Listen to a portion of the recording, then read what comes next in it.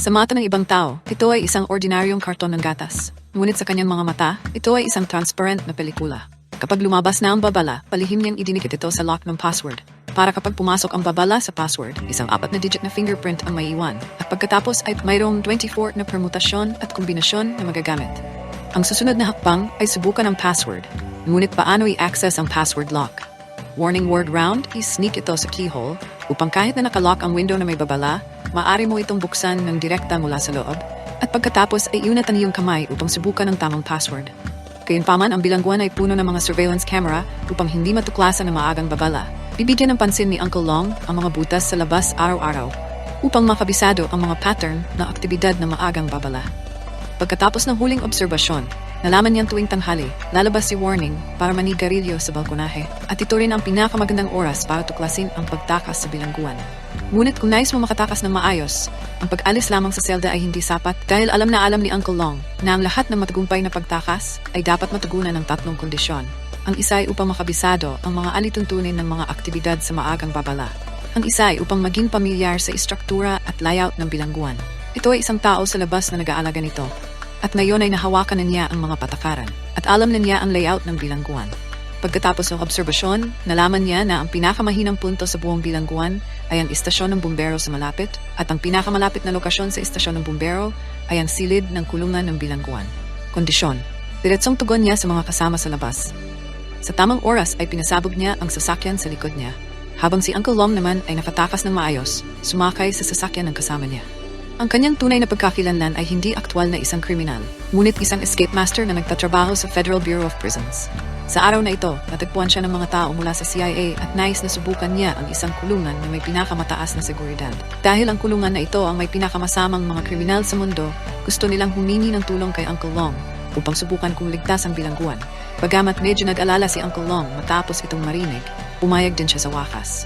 Upang maging ligtas, ang kasama ay espesyal na naglagay ng isang locator kay Uncle Long. Ngunit sa araw na siya ay inaresto, ang kabilang partido ay halos natulala kay Uncle Long. Pagkatapos ay kinaladkad siya sa cots at tinala siya na parang kilala niya ito. Ang tagahanap sa kanyang katawan, nang magising si Uncle Long, nalaman niyang dinala siya sa bilangguan. Nang makitang napaka-brutal ng kabilang partido, direktang sinabi ni Uncle Long ang retreat code. At susuko na sana ngunit hindi natinag ang warden matapos itong marinig at inutusan ang isang tao na ikulong siya. Sa oras na ito, hindi akalain ni Uncle Long na ang isa sa kanyang mga kasama ay nagtaksil sa kanya at naghahanda na makipagsabwatan sa warden para ikulong siya dito magpakailanman. Ito ang pinakamahigpit na bilangguan sa mundo. Ang mga selda ay napapaligiran ng mga tempered glass at nilagyan ng 360-degree ng mga camera upang masubaybayan ang buong proseso. Ang mga gwardiya ay ganap na armado at nagpapatrolya, 24 na oras sa isa. Nang siya ay nag-iisip tungkol sa paghahanap ng isa.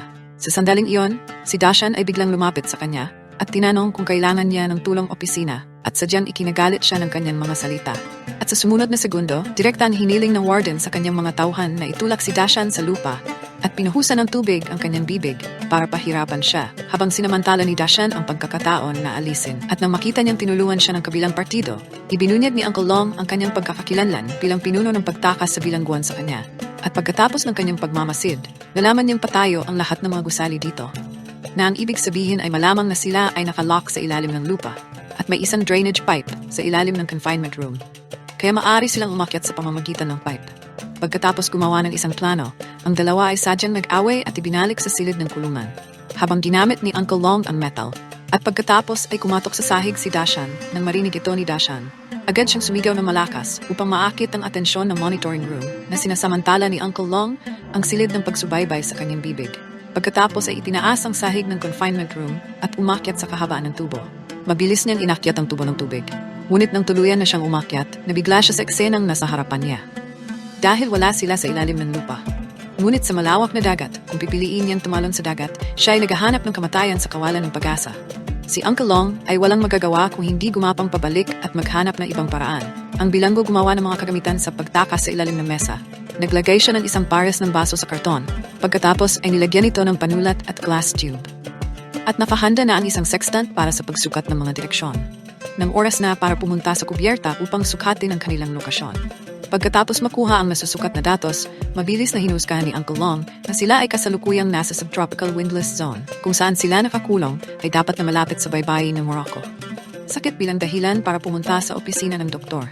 Lihim niyang ginamit ang kanyang computer para ipadala ang impormasyon sa kanyang mga kasama sa labas na paulit-ulit na kumakatok. Matapos ma-decipher ang impormasyon, nalaman nilang naghahanda na sila sa pag-riot sa Area C. Kaya mabilis na, inilipat ng warden ang maraming gwardiya sa Area C para ilihis ang tigre palayo sa bundok. Dahil sa dami ng mga gwardiya, 2 guardian na lang ang natira sa Area A kung saan sila naroroon tama. Agad na nagkagulo ang mga bilanggo sa Area A at sinamantala ni Uncle Long ang kaguluhan at umakyat patungo sa kubyerta kasama si Dashan. Nalock ang gate ng isang electronic lock, kaya nagpasya si Uncle Long na manatili si Dashan at umalis. At matagumpay ding nabuksan ni Dashan ang gate at umakyat sa kubyerta. Sa oras na ito, dumating na ang helicopter na responsible sa pagtugon. Ngunit si Uncle hinarang si Long sa power supply room ni Warden Dian. Sa kabilang banda, dahil hindi mahanap ng warden si Uncle Long, sa loob ng mahabang panahon, galit niyan hiniling sa kanyang mga tauhan na ibalik ang supply ng kuryente. Si Uncle Long ay nagtatago sa tangke ng tubig, tahimik na naghihintay ng pagkakataon. Puna ng tubig, sa wakas ay naisugod si Uncle Long mula sa dagat. Mabilis na inihagis ni Dashan ang hagdan ng hindi. Sa critical na sandali, hinagis ni Dashan si Uncle Long, nagpaputok siya ng ilang beses sa swimming barrel sa bangka. Salamat sa panonood, mga sana'y nagustuhan nyo ang movie recap natin ngayon sa action thriller suspense na pelikula. Kung na-enjoy nyo ang kwentuhan, huwag kalimutang mag-like, mag-comment, at mag-subscribe para updated kayo sa susunod kong kapanapanabik na upload. At maraming salamat po.